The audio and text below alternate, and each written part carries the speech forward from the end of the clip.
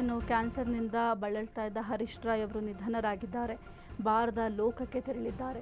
ಸಾಕಷ್ಟು ಸಿನಿಮಾಗಳಲ್ಲಿ ನಟಿಸಿದ್ದಾರೆ. ಓಂ ಚಿತ್ರ ಆಗಿರಬಹುದು ಅಥವಾ KGF ಚಿತ್ರ ಆಗಿರಬಹುದು, ಸಾಕಷ್ಟು ಸಿನಿಮಾಗಳಲ್ಲಿ ನಟಿಸಿ ಹೆಸರುವಾಸಿಯಾಗಿದ್ದರು. ಒಬ್ಬ ಉತ್ತಮ ನಟ ಅಂತ ಅನ್ನಿಸ್ಕೊಂಡಿದ್ರು. ಆದರೆ ಈಗ ನಮ್ಮ ಸ್ಯಾಂಡಲ್ವುಡ್ ಇಂತಹ ಅದ್ಭುತ ನಟನನ್ನು ಕಳ್ಕೊಂಡಿದೆ. ಬಹಳ ದುಃಖದ ವಿಚಾರ. ಏಕೆಂತಂದರೆ ಇಂತಹ ಒಂದು ಅದ್ಭುತ ನಟನನ್ನು ಹುಡುಕ್ಲಿಕ್ಕೆ ಸಾಧ್ಯವೇ ಇಲ್ಲ. ಇವರ ನಟನೆಗೆ ಸರಿ ಸಾಟಿಯೇ ಇಲ್ಲ. ಅಷ್ಟು ಅದ್ಭುತವಾಗಿ ನಟನೆಯನ್ನು ಮಾಡ್ತಾಯಿದ್ರು. ಯಾವುದೇ ಪಾತ್ರ ಆದರೂ ಕೂಡ ಆ ಒಂದು ಪಾತ್ರಕ್ಕೆ ಜೀವ ತುಂಬಿಸುವ ಕೆಲಸವನ್ನು ಮಾಡ್ತಾಯಿದ್ರು. ಜೊತೆಗೆ ಒಬ್ಬ ಕಳ್ಳನಟನಾಗಿ ಸಾಕಷ್ಟು ಸಿನಿಮಾಗಳಲ್ಲಿ ಅಭಿನಯಿಸಿದ್ದಾರೆ. ಇವರೆಲ್ಲರನ್ನೂ ಕೂಡ ಇವ್ರನ್ನ ಯಾವ ರೀತಿ ಗುರುತಿಸ್ತಾ ಇದ್ರು ಅಂದರೆ, ಇತ್ತೀಚೆಗೆ KGF ಸಿನಿಮಾ ರಿಲೀಸ್ ಆಯ್ತಲ್ಲ, ಆ ಒಂದು KGF ಸಿನಿಮಾದಲ್ಲಿ ಚಾಚಾ ಎಂಬ ಪಾತ್ರವನ್ನು ಮಾಡಿದ್ದಾರೆ. ಎಲ್ಲರೂ ಕೂಡ ಇವ್ರನ್ನ ಎಲ್ಲಾದರೂ ನೋಡಿದ್ರೆ ಸಾಕು, ನಮ್ಮ KGF ಚಾಚಾ ಅಂತ ಗುರುತಿಸ್ತಾ ಇದ್ರು. ಆದರೆ ಈಗ ಅವರು ಬಾರದ ಲೋಕಕ್ಕೆ ತೆರಳಿದ್ದಾರೆ.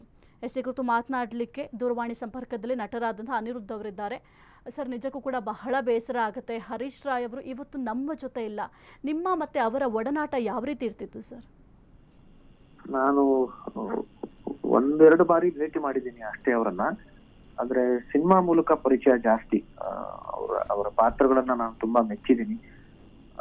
ಜೊತೆಗೆ ಅವರ ವ್ಯಕ್ತಿತ್ವ ಕೂಡ ನಾನು ಕೇಳಿದ್ದೀನಿ. ತುಂಬಾ ಒಳ್ಳೆ ವ್ಯಕ್ತಿ ಅಂತ ನಾನು ಸುಮಾರು ದಿನಗಳಿಂದ ಕೇಳಿದ್ದೀನಿ. ಒಂದಿಷ್ಟು ದಿವಸದಿಂದ ಅವರು ಕ್ಯಾನ್ಸರ್ ಇಂದ ಅವ್ರಿಗೆ ತೊಂದರೆ ಇತ್ತು ಅಂತ ಕೇಳಿದ್ದೆ. ಅದು ಬೇಜಾರಿತ್ತು. ಆದ್ರೆ ತಿರ್ಗಾ ಅವ್ರು ಹುಷಾರಾಗಿದ್ದಾರೆ ಅಂತ ಕೇಳಿ ಸಂತೋಷ ಕೂಡ ಪಟ್ಟಿದ್ದೆ. ಆದ್ರೆ ಈಗ ಈ ತರ ಆಗಿದ್ದು ನಿಜಕ್ಕೂ ತುಂಬಾನೇ ಆಘಾತ ಅಮ್ಮ.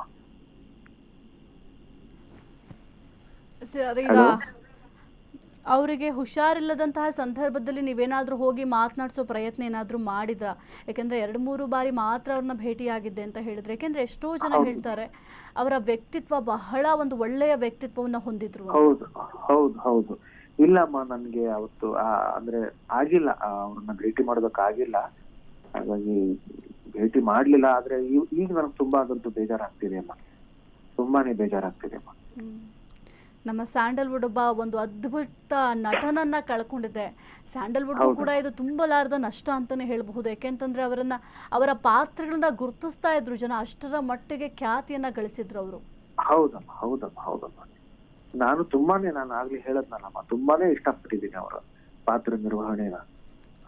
ನಿಜವಾಗ್ಲೂ ಅವರು ಅದನ್ನ ಪಾತ್ರನೇ ಆಗ್ಬಿಡ್ತಾ ಇತ್ತು. ಅವರು ಹರೀಶ್ ರಾಯ್ ಅಂತ ಅನಿಸ್ತಾನೆ ಇರ್ಲಿಲ್ಲ, ಆ ಪಾತ್ರನೇ ಆಗ್ಬಿಡ್ತಾ ಇತ್ತು ಅವರು.